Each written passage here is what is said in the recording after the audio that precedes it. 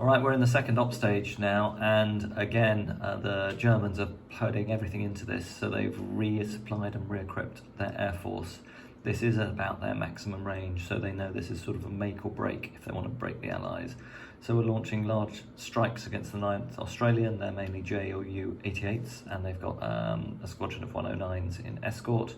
Then we're throwing Me-110s and Stukas, again escorted by some Messerschmitts against the 7th Armoured. And then the Italians are doing a big strike against Bardia with SM-79s and CR-42 escorts, and there's some Hurricanes defending against those last two airstrikes. The British are again trying to hit the 5th Armoured. We'll see how they do there. The Italians have also swapped the Trieste and the Ariete divisions, so they're now attacking Bardia with motorised infantry. That seems more sensible. And the armoured units of the Ariete are going to have a go against the 7th Armoured. Hopefully, the airstrikes will really soften the 7th Armoured up before the Ariete strikes.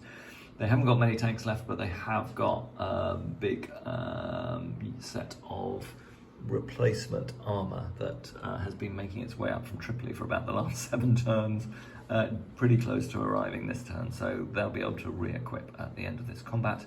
They also know the 7th Armoured and the 9th Australian must be low on ammunition, as their supply lines have now been cut and all their British convoys have fled from the Halifa Pass area and are back at Mersa Matruh. All right, let's see how we go with the airstrikes first, as the Italian and German air assaults go. Right, so the airstrikes have gone in. The Blenheims and Hurricanes against the 5th Light didn't cause any casualties. The Ju-88s, escorted in by their 109s, caused a pin on one of the 9th Australian units. We pinned their artillery, so they're 25-pounders. The Ju-87 Stukas and the Me-110s, again supported by more Messerschmitts, pinned 2 of the armoured units of the 7th Armoured. They'll be randomly distributed. And then the SM-79s pinned, again, one of the artillery units of the 18th Australian. So airstrikes have all been completed, and let's now see how we move into combat. All right, pretty devastating result. The 9th Australian took 30% casualties, absolutely overrun by the 5th Light. Most of its infantry battalions are down to 1 or 2 strength points, so less than 1/3 of their original strength. A lot of their artillery batteries were overrun and their ammunition supply has been exhausted. They don't have any further ability to resist. They're looking to move away from the 5th Light, but obviously that's motorised, they're not mechanised, and so they've been overrun by the 5th Light and forced to surrender. 5th Light will pursue and presumably take Buk. All right, so the 5th Light has swung round through Buk and has attacked the 7th Armoured in the rear. It gives us the opportunity to surround the 7th Armoured, exhaust its ammunition supplies, and hopefully destroy that as well. This really does look like the Allies have fallen into a trap. Let's see how they go assaulting the 7th. Right, we're going to do assault here. So the 5th Light, short on ammunition, hasn't done any artillery barrages, just gone barrelling straight in. The 7th Armoured's counterattacked with its Mark 6 lights, its A9s and A13s. Unfortunately, the 7th Armoured crashed into the anti-tank gun screen of the 5th Light, and the 88s and the 5 and the 3 centimetre packs and the Panzerjäger ones have knocked out no less than 35 to 40 Mark 6 lights, and they knocked out about 25 A13s, so they really ripped the guts out of the 7th Armoured armour. In fact, all of the armour that was attacking from the 7th Armour pretty much fell foul of the anti-tank gun screen. In return, the 2-pounders and the 25-pounders only took out 5 Mark 3s. So the Germans have reduced the combat power of the 7th Armoured almost by 50%, with the remaining armoured units already being pinned by the Allied airstrikes. So we'll see how the close combat goes, having done the anti-armour fire. Right, we'll now see how we do on casualties, but we've again gotten overrun over 11-1 odds in favour of the 5th Light. There was a raw strength was roughly double, but the morale for the Fifth Light is also higher, and their cohesion is great after a string of successive victories, whereas the 7th Armoured have had no combat experience at all. So we're in overrun state. Let's see what the losses are on the Fifth Light. We've rolled a 54 for the Fifth Light, which is no casualties, and then for the Allies, 25, that will not be good. That is 25% losses on the remainder of the 7th Armoured, and they have to retreat a further hex. They can't do that, so that takes 25 up to 35% losses, and they're about to be hit by the Ariete as well. All right, so the Ariete charged in, and the remaining unpinned units of the 7th Armoured really struggled. Although the Italians are running at less than half their tank strength, the 7th Armoured, in terms of unpinned armoured units, had almost nothing left. They were again overrun by the Ariete, so being overrun by the 5th Light and the Ariete this turn took another 40% losses, and they have surrendered. They are out of ammunition, and they've lost almost 2/3 of their force this turn. So 7th Armoured also collapses, and the Ariete can continue its advance. Which doesn't look like such a clear-cut thing will be the 101st Trieste assaulting the 18th Australian. Right, in the last combat of this turn, the Trieste attacked the 18th Australian Brigade twice. It inflicted 15% losses in the first assault and 40% losses in the second assault, and forced a retreat. Again, obviously unable to retreat as it's in Bardia. So the 18th Australian is down to about a sixth of its original strength, as opposed to 3 battalions and a reconnaissance battalion. It's now down to about half of 1 battalion, so only company strength units really left there. Although the rules don't actually trigger it, I think that effectively counts as overwhelmed. It's only a shell of a brigade.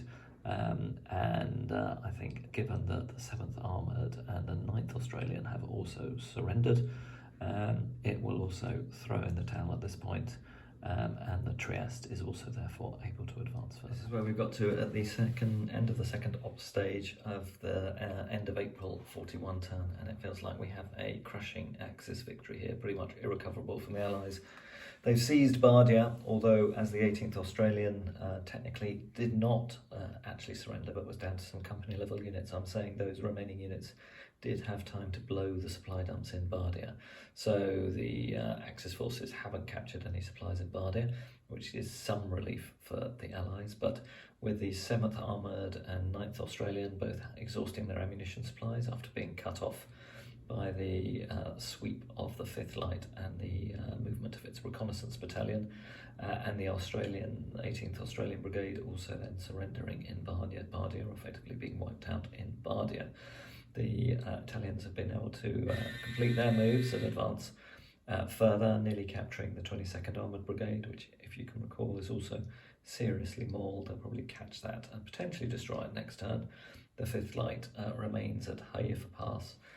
We've also been able to bring up about 30 to 40 tanks from the repair shops in Tripoli. They've now reached the Ariete, so it will be able to substantially re-equip itself.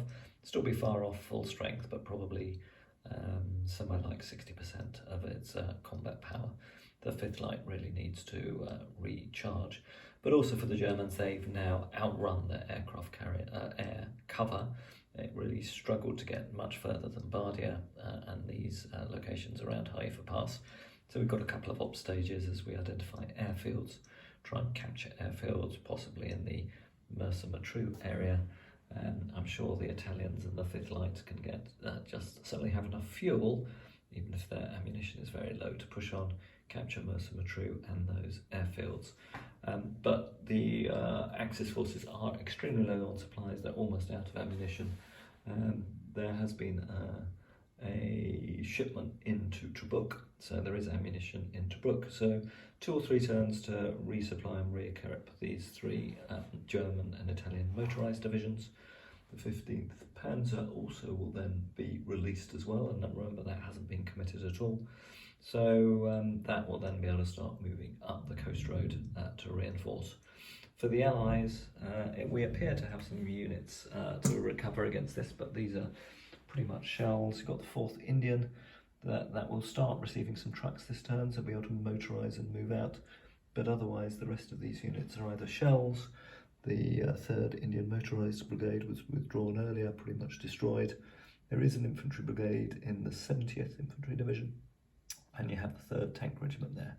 But basically, we've got 1 division and 1 brigade of Allied troops left in Cairo and Alexandria, and we've still got 3 pretty good strength, possibly 4 with the 15th Panzer Axis divisions, and enough trucks to keep moving them down the coast road.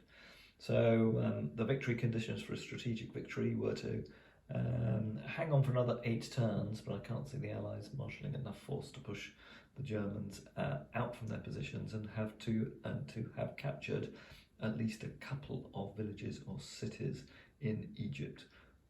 And with Bardia, Haifa Pass, Sollum, Buk, and probably Mersa Matruh falling, the Germans have well and truly done that. So this is an enormous effort, this game. It has taken a lot of time, a lot of patience. I've certainly shortcut some of the rules. I haven't run truck convoys for all my airfields. I've just looked at their total consumption, kept a number of trucks aside for it, and then just deducted that level of supplies each turn from the local ammunition or supply dump. And to be honest, for the Allies, I've assumed they were fully supplied every turn until they actually got cut off, because having the number of ports and the rail line they've got, it's pretty difficult not to be able to supply the number of Allied forces we have here. Certainly as the Germans weren't really doing truck interdiction airstrikes, but focusing their airstrikes on supporting their ground combat. Anyway, great fun. Particularly enjoyed the attacks on Malta, which took place on that far left-hand end of the map, and we have advanced a good way across all of this terrain. I've enjoyed it. I think it might be another year or 2 before I get all this stuff out again, but we'll see. Furthest I've ever got for this game, done about 4 or 5 turns. Scenario started on game turn 26th, I think it was, and yeah, completed 5 game turns. That will be 15 operational combat segments, and yeah, I hope you've enjoyed having a look at it. We got loads wrong, lots of shortcuts, and even then it's taken tens and tens and tens and tens of hours just to get through 4 turns.